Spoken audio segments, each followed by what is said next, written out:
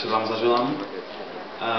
Ja by som vám tu chcel veľmi srdečne všetkých privítať, pretože toto je to miesto naozaj, kde mne sa dá sa povedať zmenil život. A ja som si to dnes slúbil, že nebudem plakať. A mne, dá sa povedať, od prvej chvíle, ako náhle som objavil Nuskin a objavil som ľudí okolo neho, som vedel, že toto je to, čo je ono. To, čo som strašne dlho potom túžil a strašne dlho som o tom sníval.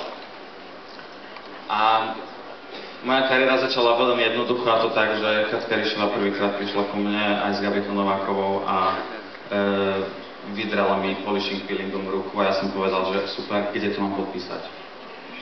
Takže to bolo veľmi rýchlo a ako náhle toto sa udialo, tak spád bol veľmi rýchly. Ja som takisto, ako kolega predo mňou tiež hovoril niečo také, že prvým jeho snom bolo, to bolo pre Lukáša, mojím snom bolo takisto si urobiť svoje ruby video.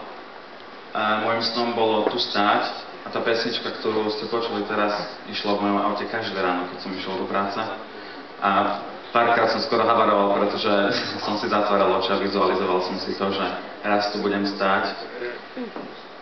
A teraz je to naozaj tá chvíľa práve tu a je mi to až také neuveriteľné, pretože veľakrát sa mi stalo, a to len v Nuskine, že som si niečo zaželal a ono sa to mi naozaj splnilo. Na to, že je človek mladý, mám taký zaujímavý život, že raz hore a raz dole, ale máme ho tuším všetci tak.